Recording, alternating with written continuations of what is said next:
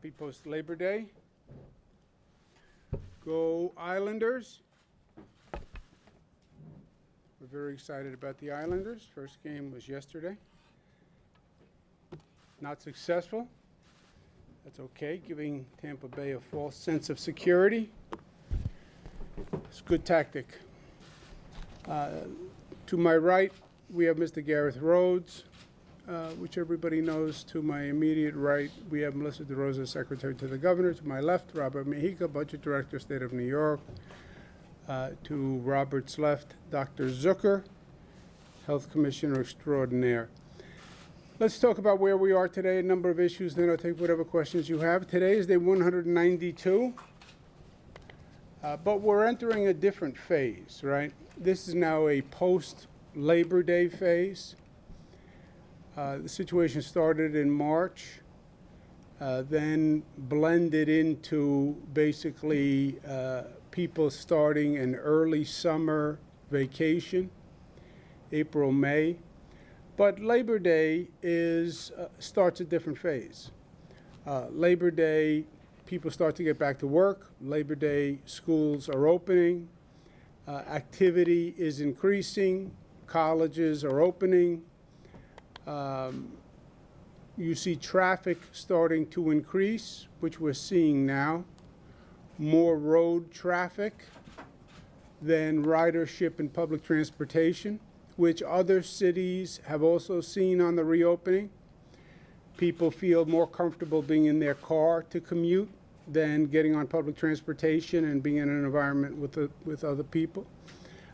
We anticipated that. That's to be expected. That has consequences. You will see more traffic on the roads, longer commutes.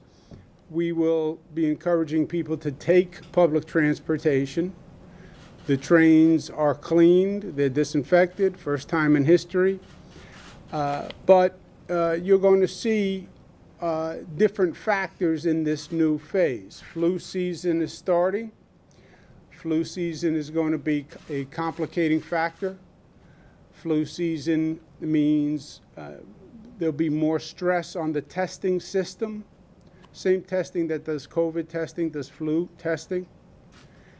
So you'll see more stress on the testing system. Flu symptoms are much like COVID symptoms. So people who are sneezing, people who are sniffling, could be the flu, could be COVID. That will cause additional complications. So keep that in mind as we move forward. On the numbers today, and remember these were Sunday numbers, which are always a little different than during the week, but 445 hospitalizations, 114 ICU, down 1, intubations down 5. The number of lives lost is 5 yesterday, and there are now thoughts and prayers. 3-day average on deaths lost is about 5. You look across the state, basically it's stable everywhere. Western New York was actually down yesterday, and we've been watching Western New York. But again, that was a holiday sample, so I take this with a grain of salt. But it's better news for Western New York. We'll see where they are tomorrow. All across the city, the numbers have basically been good.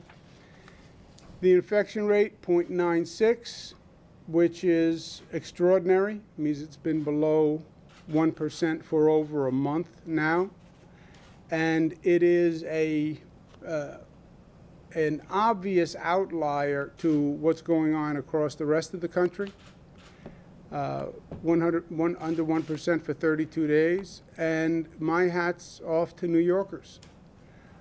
Who's doing this? The continued compliance and discipline of New Yorkers. That's who's doing it. Who's wearing the masks? Who's doing social distancing? Who's being smart? New Yorkers. And the infection rate is a pure function of what New Yorkers are doing.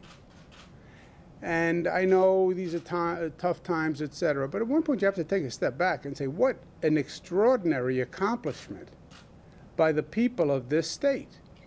And it really has been. What is our priority now going forward? Protect the progress we've made. You're under 1%. You're not, by any practical measure, going to get much lower. Just make sure you don't go up. And that's what we're doing, protecting the progress, protecting the lead, if you will, in a sports game, which is always hard. There are certain special conditions that we are watching. Bar noncompliance. That means noncompliance in bars. We're not barring noncompliance. We want compliance. We are promoting compliance. And we want compliance in bars. A little inartfully worded. I hope you'll excuse it the way I excused your stories when they are inartfully worded. Not that you ever do that. Visitors from out of state, which is an ongoing problem for us. You look at the clusters that we've seen developing. Many of them are from out of state visitors. Colleges are a problem and will continue to be a problem. K-12 schools opening. This is an entirely new enterprise, an entirely new world. And it's something that we have to be very careful about. And then voting, making sure people vote and they feel safe in voting and they're participating, but making sure voting does not become a cluster, right? We don't want a lot of people on long lines. On the enforcement with bars, the local governments did not do the level of enforcement that we believe necessary. And we put together a task force of the State Liquor Authority and state police to supplement local governments. That has been working well. They did 4,000 establishments and found 37 violations. The rules we put up, we promulgate. A rule is only as good as the compliance. I can say anything from up here, but it's only as good as people's willingness to follow it. And it's only as good as the establishments that follow it. And we have learned, frankly, the public has been more accepting and more compliant. There are establishments who are not compliant. And if you're not doing enforcement, then they're going to violate the rules. It's human nature. They're under economic pressure. And if they can increase economic activity by violating a rule and nobody's going to catch them, then you tend to see violations. There's an old expression, locks keep honest people honest. Have you ever heard that? No. Locks keep honest people honest. Don't tempt people to cheat or to steal.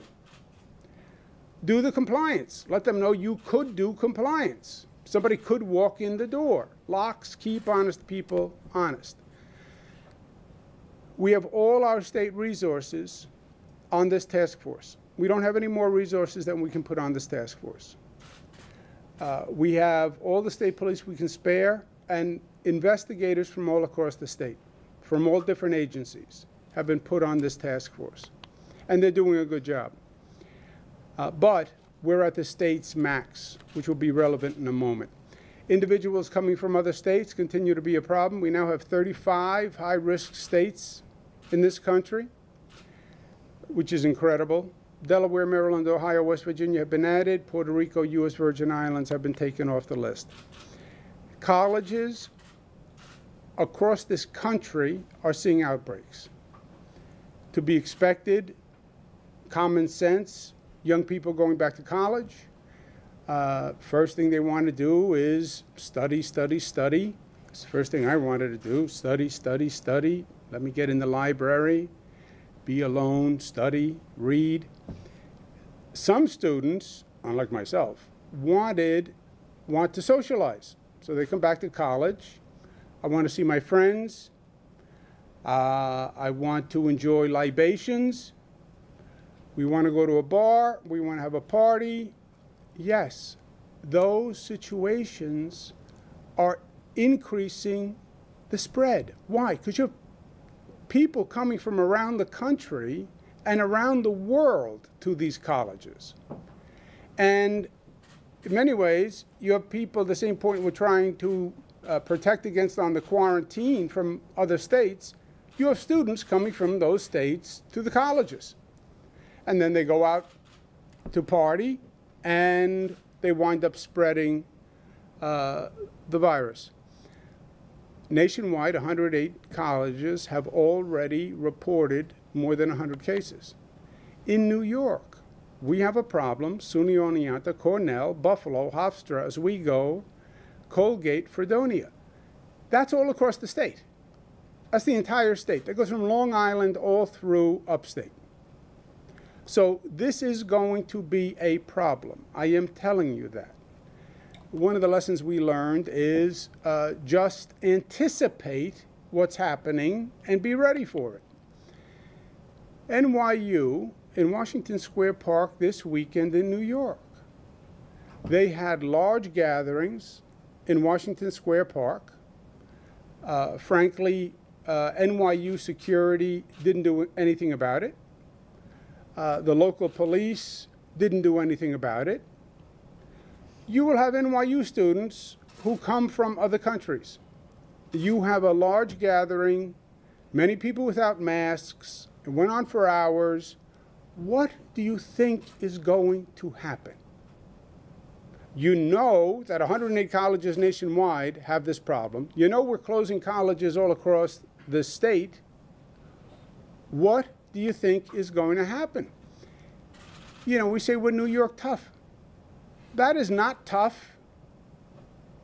That is not tough by the NYU administrators, who as soon as they heard about it, they should have said, stop it, send the NYU security, break it down.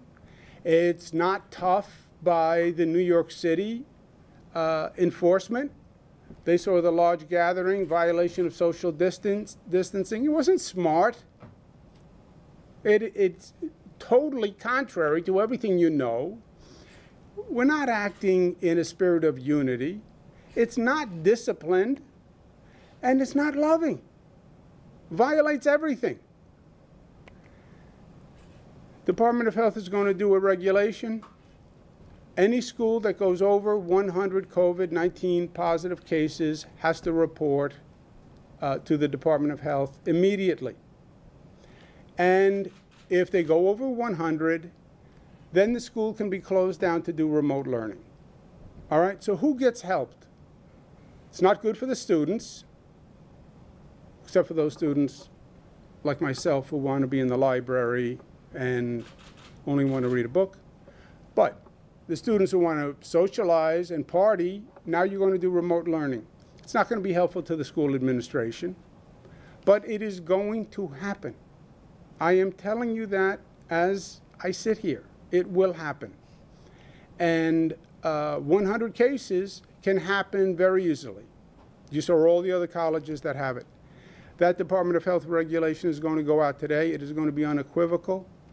And as soon as the college has notice from any source, they have to immediately report it.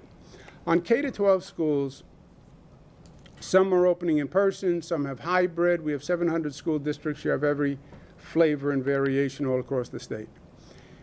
Parents and teachers are anxious. They have been all throughout this. I've been speaking about this from day one. I've received thousands of phone calls from parents and teachers. They don't understand the plan changed. All of a sudden, the last week, the plan changed. Over the past 2 weeks, the plan changed. They're confused, and they're anxious. Why? Because it's their child. That's why. And they want to make sure their child doesn't get sick, right? As a parent, your first instinct, protect your child. They're nervous. Teachers are nervous. Some teachers are older. They're in a more vulnerable category. The teachers are nervous. School districts say, well, I have a plan. Yeah, plans are only as good as your ability to implement a plan. I've seen many bureaucracies with plans, and the plans sound great on paper. The rubber hits the road when you go to implement the plan. And can you actually do it? And can you take all those tests? And do the tests come back? And are the tests right? And when the tests come back, are you actually following up and doing something? That's what parents want to know. And that's what teachers want to know. And they're right. I said from day one, I'm with the parents and the teachers. If I'm going to make a decision to send my children back to school, I'm going to be darn sure that the plan is smart, they can do the plan, and then I want to know if they're actually implementing the plan. So that's where we are. Plans, are they actually happening? And the parents and the teachers don't want reassurances. Don't worry, it'll be fine. Board of Education said this. Local school district said this. They want the facts. You know what they wanted all through COVID? They wanted facts. I do the briefings, I separate facts from opinion. Why? They don't really want my opinion. I want the facts. Tell me the facts, and then I'll come up with my own opinion. The facts empower people, and the facts give people comfort. If a fact is a fact, not a political fact, but a real fact. We're doing a regulation. Every school district has to report every day to the Department of Health as to how many tests were taken, what type of test, what was the result. State Department of Health is going to put that all on the website. We're going to have a COVID report card for every school in the state. Any parent, how's my school doing? Thank God they didn't have this for students. Can you imagine if you had a daily report card for a student on how the student is doing? That would have been bad for me. Daily report card, how is the school doing on implementing their plan? The state will maintain it. They have to provide the information to the state. By the way, the school district has to provide the information. The local health department has to provide the information. The lab that does the test has to provide the information. So Department of Health is getting the information from 3 different sources, so we'll know if it's right. But a simple website, even I could use it. You go to the website, you punch in your address, it tells you what school district that your child is in. Once you go to that school district, it'll tell you everything you need to know about where that school district is with COVID, how many tests they've taken, how many they took yesterday, what the results were, who's doing the test, what's the turnaround on the test. So positive cases by the date of students and staff, by school and school district, whether that school or school district is remote, in person, hybrid, because if a student tests positive, but the student is doing remote learning, that's one situation, right? If a student tests positive and the student is in the class with your child, you want to know that. Number of students and staff that are on site, percentage of on-site students and staff who test positive, number of tests being administered, what type of test, what lab was used, and the lag time. Some labs have a 7-day turnaround. Some labs can do a rapid test, can tell you in an hour whether or not a person is positive. There's a big difference if you're giving me data that's 7 days old or if you're giving me data that was current as of that date, and the date of the last submission and the update. It's a big undertaking. I thank the Department of Health in advance, but it is very important. I think this will give parents confidence and teachers confidence They will know on a day-to-day basis exactly what is happening. They won't be reliant on communication from the school district, from the principal, from anyone else. Once the reporting starts, the website will go live. The website has the very catchy address of schoolcovidreportcard.health.ny.gov. Rolls off your tongue. schoolcovidreportcard.health.ny.gov. That's because we try to make things simple, creative, and attractive. On voting, we want fair voting, we want easy voting, and we want accurate voting. Because of COVID this year, you can vote by absentee, or you can vote early, vote in person on Election Day if you choose. You can get your ballot online. You can do that now. The request for the ballot. If you have concerns about COVID, you can call it a temporary illness, which is what makes you eligible for absentee voting. You can then drop off a ballot at locations and polling sites in your area. You can drop off a completed ballot today at a Board of Elections, or any early voting site in your county during the early voting period, October 24th to November 1. Okay? So you request a ballot, you get the ballot. Now I have the ballot. Fine. You can drop it off anywhere at an early voting site from October 24th to November 1st. So you have about a week to drop it off. This is our way of developing a drop box system, right? People talked about drop boxes. Basically set up a substitute U.S. Postal Service where you have a metal box where everybody can go to a metal box and put the ballot in the metal box.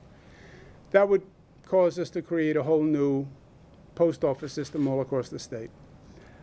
This, I think, has the same purpose and effect. It's just easier. You drop it off at a location where it's secure. Some will actually have a box. Some will take it from you in person. But it is, in effect, a drop box system. And you can early vote, or you can drop it off October 24th through November 1. To find out where you can do it, ny.gov/early vote. On restaurants in New York City, I am very aware of the economic pain that restaurants are dealing with. It's bad for the restaurant owner. It's bad for the staff, the sheriff, the waiters, the entire team that works there. We have experience in this area. We opened bars, and it turned out to be a nightmare. There were many violations, and there was very little ability to police the violations, to enforce the compliance. I talked about this every day for 2 months. I beseeched the local governments to help. They didn't. We then put together the state SLA, State Police Task Force, and we did local bar enforcement. As you saw earlier, we did about 5,000 visits in the past couple of days. That is the maximum capacity for the state task force. If you now increase indoor dining, you are going to have a compliance and enforcement function. If you go to indoor dining, you are roughly doubling the number of places that you're going to have to monitor. There would be about another 10,000 establishments in New York City that could do indoor dining. You know you had a bad experience with bars You know that you're at your maximum in terms of enforcement capacity. You're now going to double the number of establishments that you need to monitor. How do you do that? That's the conundrum that we face. You also know that when we opened indoor dining in upstate New York, we had issues. When we opened indoor dining, we had clusters in upstate New York. This is not without risk, right? We're managing risk, but there is no zero risk. So we know indoor dining is problematic from our own experience in upstate New York. We know there's a risk of noncompliance because we went through it with bars. We know the local governments were very slow to provide additional enforcement. We know the state had to step in to do the enforcement, and we know that the state is at their maximum capacity for enforcement. That's the issue that we're dealing with. I would need additional enforcement capacity from local governments. And the additional enforcement is not that complicated a function, right? It could be a local police department, or it could be local health inspectors. This is not vis-a-vis the public. It's vis-a-vis the establishment owner. If you are in a restaurant, and let's say the indoor dining capacity is 25%, if you are in the restaurant and it is exceeding 25%, you're not out of compliance. The restaurant owner is out of compliance. So it can be a health inspector. We have on our task force now, on the state side, environmental inspectors, industry inspectors. It is any regulatory compliance officer who could be detailed to do this. If we have the enforcement mechanism in place, then we can talk about opening restaurants. It would be negligent and reckless to open indoor dining knowing that you have issues in upstate New York, knowing that compliance is going to be a problem, and knowing that you have no enforcement mechanism. And we're still working through that because I believe local governments could help us accomplish this goal if they wanted to. The good news is this: reopening is proceeding and our strategy is working. New Yorkers are doing a better job than any state in the United States of America, period. And I'm proud to be a New Yorker. The bad news is we have after effects of COVID, social after effects. We have economic issues. We have quality of life issues. We have increasing crime issues. We have habitability issues.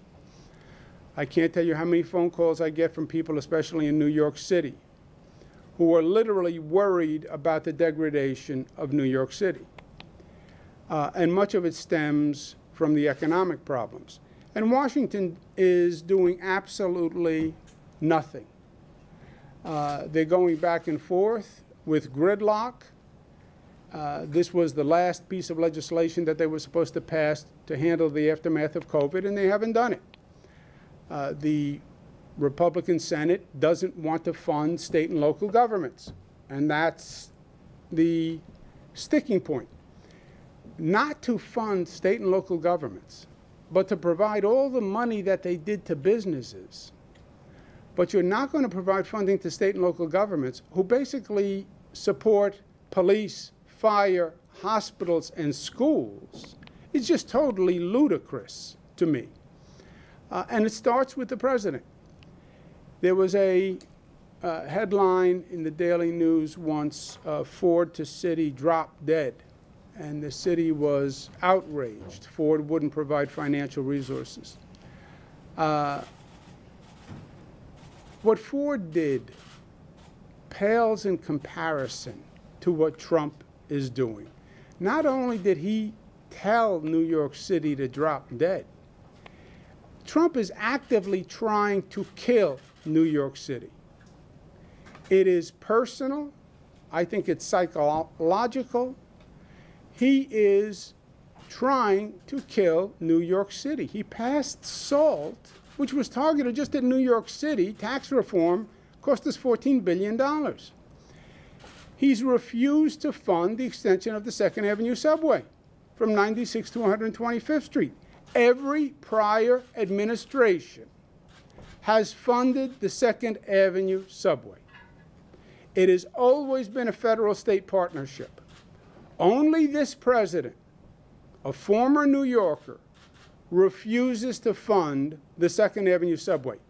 Even after we opened it up to 96th Street and did an amazing turnaround on the construction project that everybody celebrated. He won't approve the air train to LaGuardia. And you want to talk about really ironic, repugnant logic. You know why he won't approve the air train to LaGuardia? He says he has to do an environmental review statement. The same president who has lamented about the delay of environmental reviews and how they take so long and they stop development and how bad the secret process is and how the environmentalists are all full of baloney when it comes to Anwar.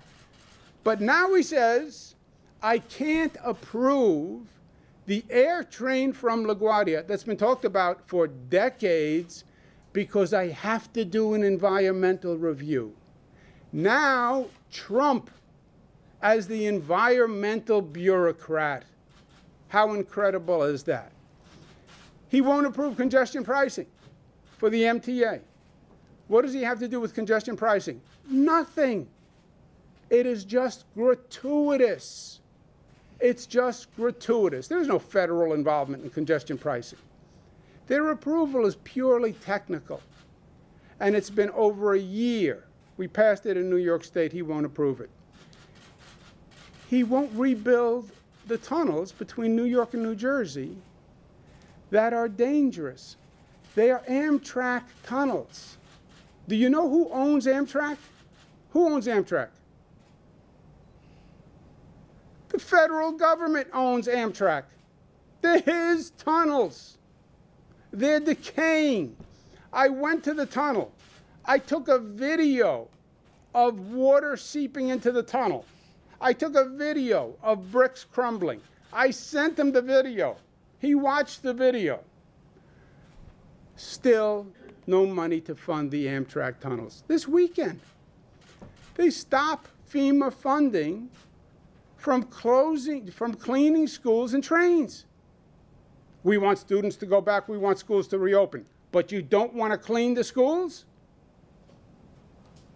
Students should go back to a dirty school? Is that what you want your child to do? Gratuitous and arbitrary.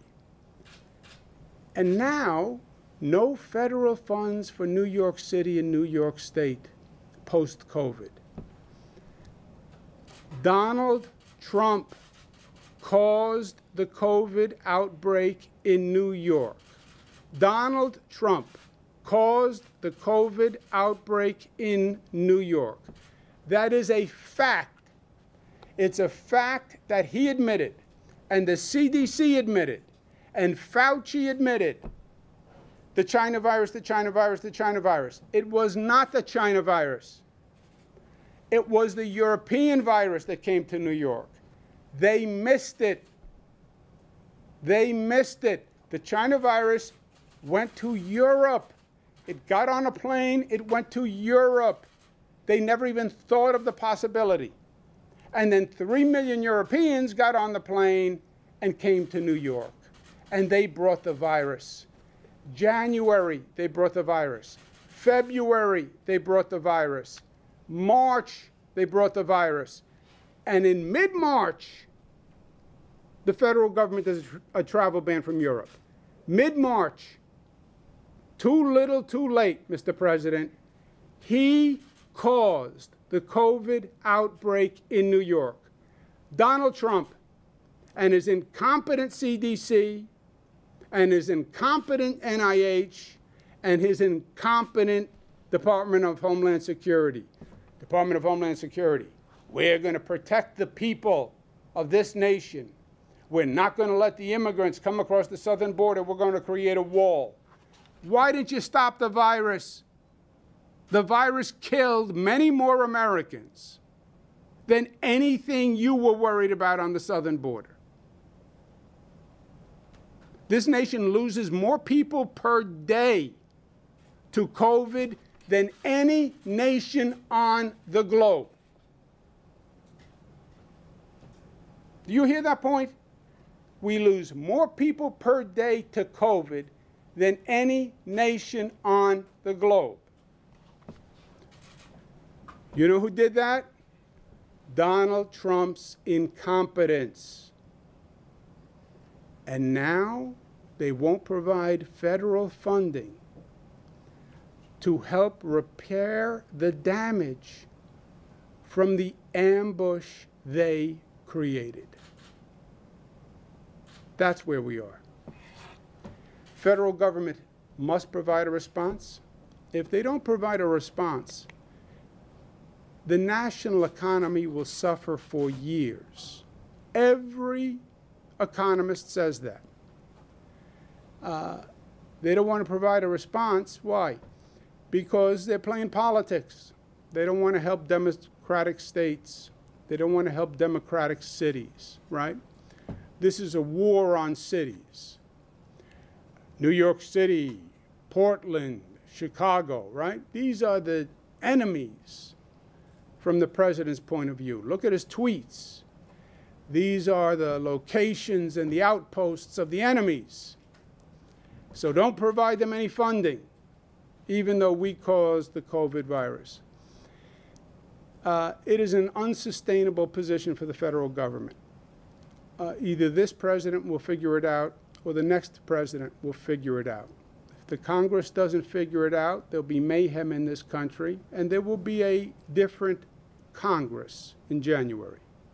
That is my political opinion. In the interim, we have to be smart. We've gone through tough times before in New York. We had the fiscal crisis of the 70s, post 9/11. I experienced it. It was a whole disruptive period. We went through the Great Recession, but we have to be smart.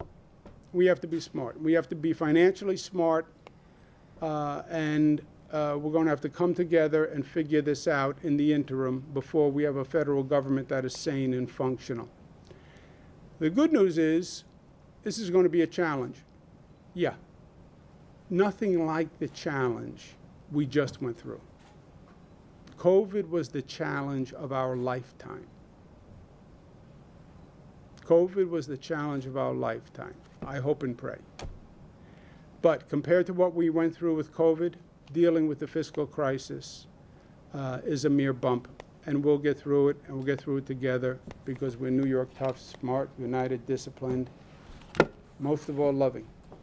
Questions? Governor, if you could comment on the growing budget deficit we have here in New York. I know you said that you can't really tax your way out of the problem. You just wouldn't be able to generate enough in taxes. Do you foresee a situation where taxing the rich is part of the solution, just in terms of a number of different things coming together to solve it? Yeah, let's be clear on what I said, because I like how I say what I said better than I like you saying what I said. I said we have a deficit. We don't just have an economic deficit. We have a combination of factors that are hurting New York City. Economic deficit, increasing crime, reduction in quality of life, more homeless on the streets, more garbage apparently on the streets. It's that cluster of issues, okay? So it's not as simple as if we got a big check tomorrow, all our problems would go away. crime, homeless, quality of life, the cleanliness. It's all of this together, okay? As a matter of fact, when you talk to people now about coming back to the city, it's less COVID. They understand that we have done a good job on COVID. I hear more, I'm worried about the crime. I'm worried about homelessness. I'm worried about quality of life. So they all have to be managed.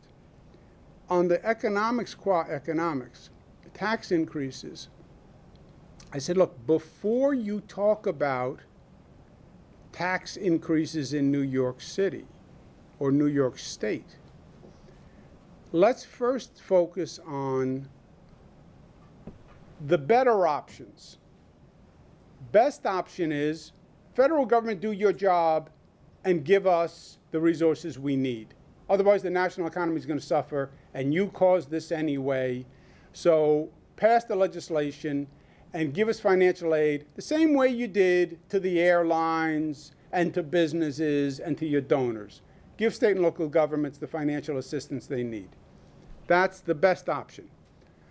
I don't want to stop advocating for the best option because, Zach, if you go to option B, then they'll go to option B. So I want to stay on option A, best option. Federal government does its job and gives us funding.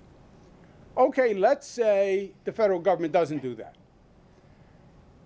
I don't want to go there because I don't want to suggest that I am accepting any position other than the fair position, which is the federal government provides funding. But as it's looking more and more likely that they won't, let's talk hypothetically about second best option. Okay, the federal government wouldn't fund anything. What do? You have to raise revenues. If you have to raise revenues, better you do it nationally.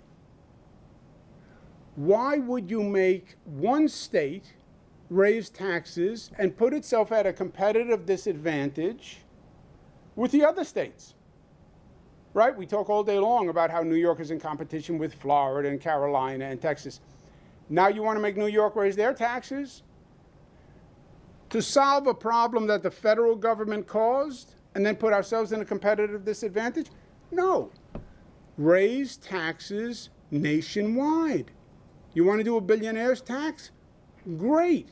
Do it nationwide. You want to do a multimillionaire tax, millionaire tax? It should be nationwide. Why force our state to increase taxes and then put us at a competitive disadvantage? So that's the second best option.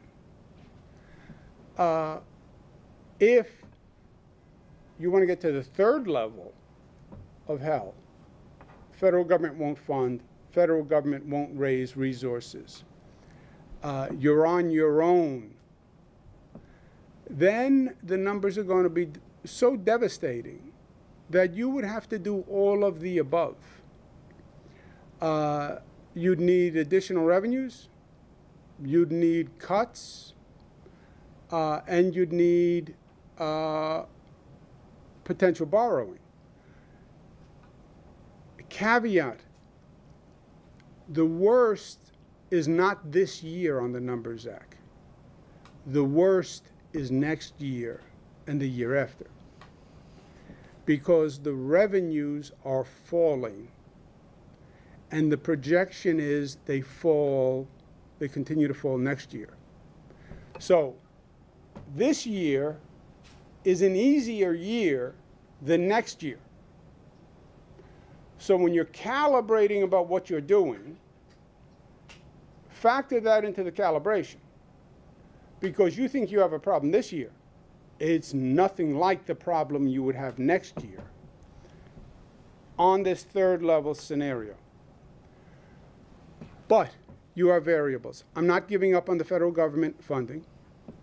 I'm not giving up on the federal government raising some federal revenue. I'm not giving up that there won't be some short-term federal relief just to get us to next year. I'm not giving up that there couldn't be short-term relief to get us to next year, and then you have a new president next year who actually acts responsibly, and a Democratic Senate that actually acts responsibly and doesn't give us real financial help in January and February. I believe those are all most likely. Borrowing in general, this is what I say. You lose your job, God forbid. You go home and you say to your wife, I lost my job. What are we going to do? We're going to take a second mortgage on the house. You're going to take a second mortgage? Yes. And then we'll live off the money from the second mortgage. But honey, we were spending your entire income just to pay the current mortgage. How are we going to pay the current mortgage and the second mortgage? And your spouse would be right. We want to borrow this year. You want to borrow this year. Next year, you're going to have the same fixed expenses. You'd also have to pay the debt service for the borrowing, and you're going to have less revenues. So you're going to have less revenues, the same fixed costs, and you have to pay debt service. What do you do next year? Because now you really put yourself in a bad situation. You know, the borrowing is always easy. Yeah, I'm going to take a second mortgage. Yeah, but they're going to send the bill for the second mortgage. And then what are you going to do? And your revenues are down because you're out of work. And you have to pay that first mortgage, and then you have to pay the second mortgage, and you have less revenue. Governor, from an epidemiological perspective, how is the photo that you showed of Washington Square Park of college students hanging out different from the same kind of crowds gathering in Washington Square Park for protests? From an epidemiological perspective. Probably not much different.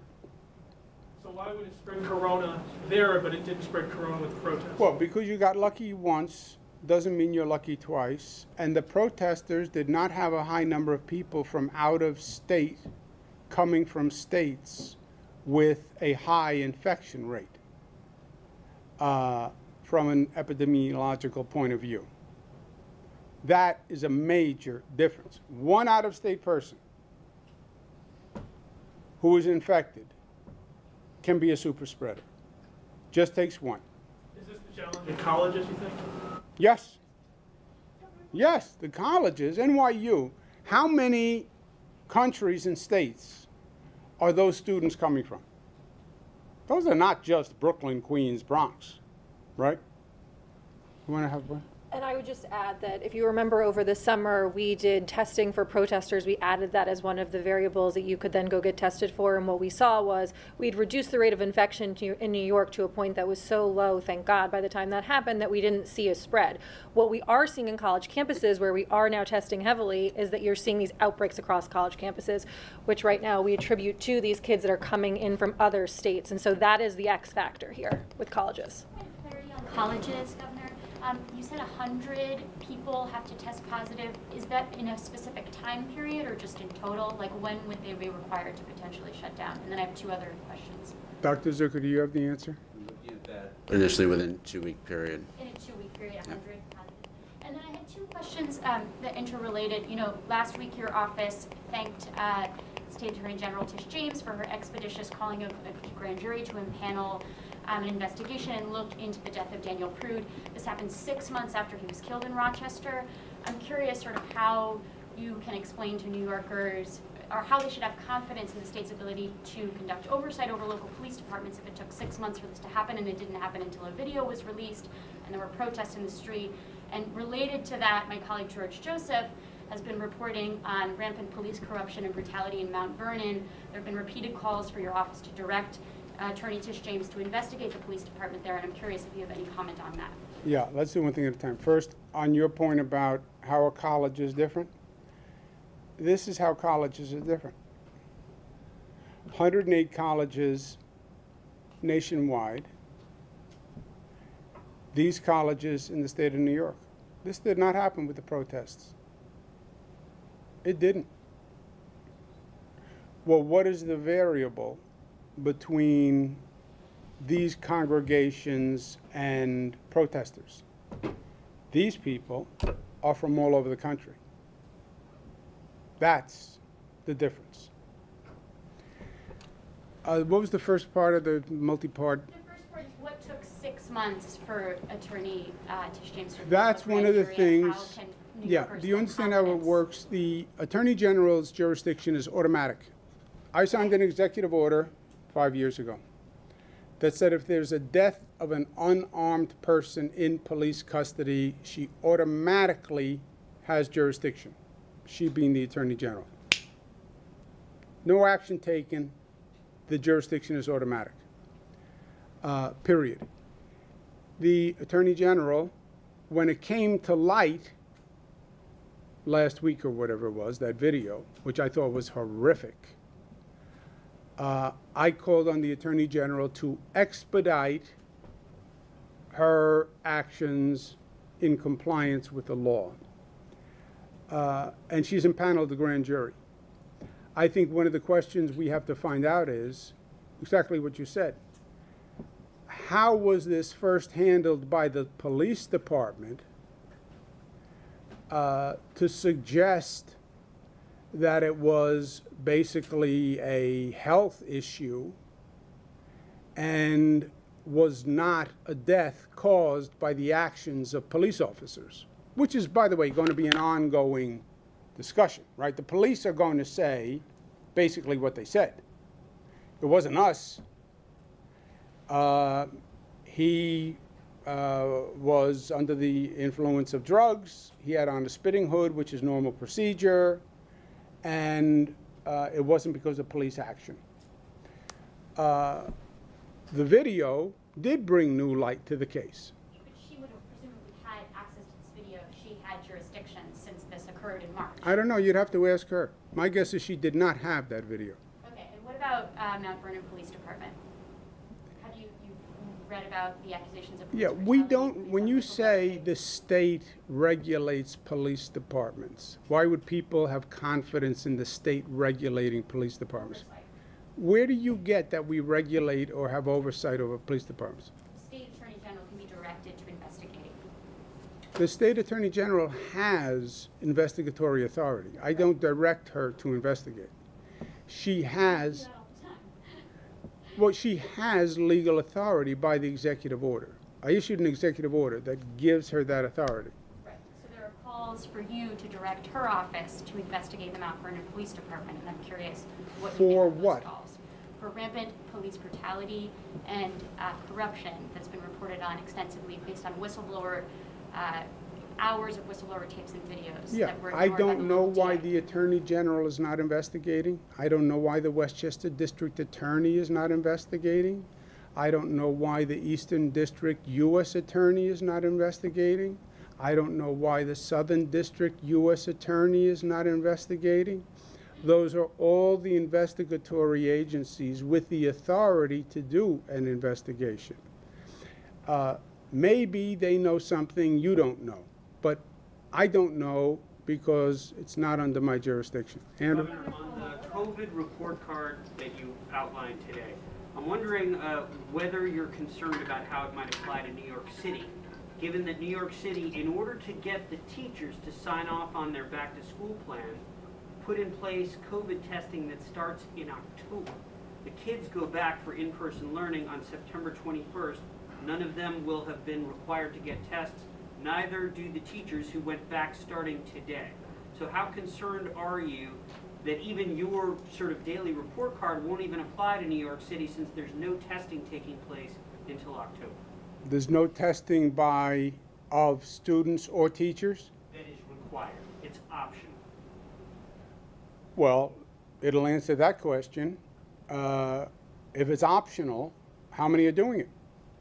And why is my school not doing it? My kids go to PS35. Why is PS35 doing no tests?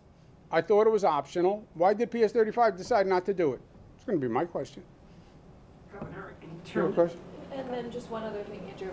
So part of this is that we're mandating that labs across the state have to ask as one of the questions when any person comes on off the street, if they're between 4 years old and 18 years old, what school do you attend?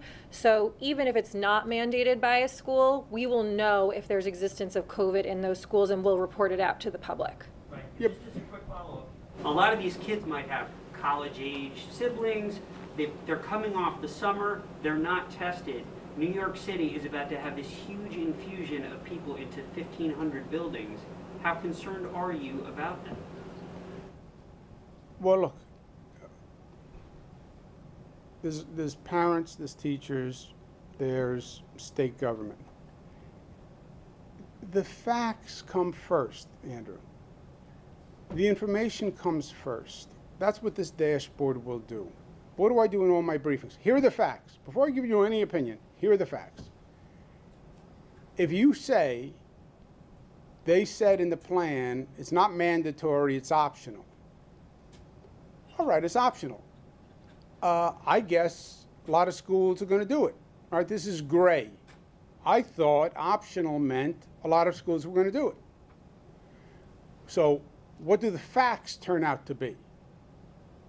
Oh, I just went to the website. No schools are doing it. You said it was optional. I have a right to know that. I'm a parent. You said it was optional and you're not doing it in my child's school. And now I'm going to decide whether or not I'm sending my child to school, knowing that you're not doing any tests in my child's school. I'm also going to call you up and say, why aren't you testing in my child's school? I'm a parent. You said optional. You didn't say de minimis for 2 weeks, and you're doing no testing in my school, and I have my grandmother living here, and my kid is coming home, and 2 weeks is a long period of time. And I'm not sending my kid to school. That's your decision, and I want you to have that information. The alternative is worse. Johnny goes to PS35. I don't know if they're testing. I don't know if they're not testing. I don't know if that's one of the optional schools. I don't know if he should be quarantined. I don't know if he should be going. That's the anxiety. The facts resolve the anxiety. The facts may take the anxiety and turn it to outrage, right? But give me the facts rather than have me stew in uncertainty. And then parents will decide. I said from day one, I don't care what day the school opens. The school opens for Johnny the day the parent decides to send Johnny to school. And this will give you information. Now, if the state sees a cluster, just like colleges, just like workplaces, just like restaurants, we see a cluster in a school, we're going to come in. Override everything, right? I'm not going to allow a cluster. That's what I'm saying to colleges. You have all your protocols, that's nice. You hit 100, and we step in. And the same will be true for K-12. Brett? In terms of schools, a lot of these districts couldn't even get their plans in on time. So do you have any level of confidence they will get their testing data in, and what happens if they don't? And in terms of colleges, 100 plus cases, schools will shut or could shut, and how does that work? They will shut unless there are extenuating circumstances. For example, you have a university that has several campuses. Let's take Cornell University. It's in Ithaca, New York. It also runs Cornell Technion here in the city. The 100 cases are in Cornell Tech. Does Cornell and Ithaca have to close? No, right? So there's a certain judgment, common sense that comes to it. The 100 students are all in one dorm. That's a different situation. And the dorm is separate. Well, the 100 students are dispersed all throughout the campus. And contact tracing doesn't find anything. It's pure community spread. And when we did the contact tracing, we can't trace it back to a genesis. That's a closed down to remote situation. So the state decides, the state will decide if the camp is closed. Yes, assume 100 is a closure point to remote unless there are extenuating circumstances. What did we say on the remote? 2 weeks. Well, I'm sorry, what was your other question? Question is, if school districts don't provide the data they're supposed to, two things. What is your level of confidence they can do it, and what happens if they don't? Well, that's exactly what we want to know, right? Look at what has happened in New York City. The plan comes out late. The plan then changes 1 time, changes 2 times, changes 3 times. Parents are confused. Don't worry, there's going to be testing. Okay, I feel comfortable if there's testing. By the way, I don't believe, Andrew, they got that there's no testing in their school. I don't believe they understood that. Well, they were told it's going to be a representative, mandatory for 15 to 20% at every school starting in October. So there's no testing until October. But I thought there could be testing. It would be ramping up. They're going to try it, but there's no standard between now and October. There has to be public disclosure of the facts to inform a parent of the risk they're taking. And if there are no tests, or if the tests are not the number of tests that were represented to be, if they're not in compliance with the plan, then that's obviously going to have to be a problem. Either the parents can take action or the state will take action. But they have to comply with the plan. And I get too well that plans are just plans. I can't tell you how many, I've been in state government, local government, federal government. Here's a great plan. Looks beautiful, has a great cover. Oh, really? Can we do it? Oh, we're not so sure about that. But we have a great plan. So this will tell you how the plan is being implemented, if it's being implemented, and what the results are. And then decide. Governor, on indoor learning, are you insisting specifically that the NYPD be involved, or why not rely on inspectors from DOB or DOH, which already inspect restaurants? And second question, with malls, museums, and other indoor settings opening, have you considered allowing fans into sporting events held outside, like baseball games? Is that something you've spoken with the teams about? We're nowhere on fans. We're nowhere near on cultural institutions. Luis, let's look at the reality, okay? We opened bars with very strict rules. What happened? There was egregious, voluminous violations of the rules. You've heard me say 57 times, local governments, please do the enforcement. Bars are not enforced by NYPD. They're enforced by health code inspectors, basically, or they could be enforced by any inspector you want. They did nothing. I had to put together a state task force. State Liquor Authority, state police, which this is not what they do. We scrambled, we took inspectors from agencies all across the state government, and we put them on this task force to do bars. Restaurants double the number of bars, okay? Who is going to do the enforcement? New York City NYPD could do it. They're too busy fighting crime. All right, health inspectors could do it. Sanitation inspectors could do it. Any regulatory inspector could do it, right? But they could have been doing the bars too, and they didn't. And the only mechanism that New York City is using is the sheriff's office. Did you ever hear of the sheriff's office? There's like 150 people in the sheriff's office, which probably means there's 60 people on any given shift. And the sheriffs are doing airports, borders, quarantine enforcement, theoretically bars, and now restaurants too? No. So what does the mayor say when you brought this up? Look, forget the mayor specifically. I've had this conversation with multiple elected officials. By the way, I've had it with college presidents.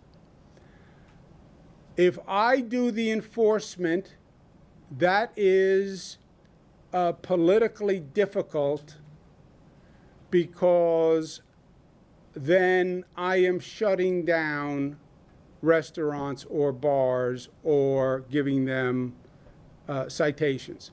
College presidents say the students come back, they want to have parties.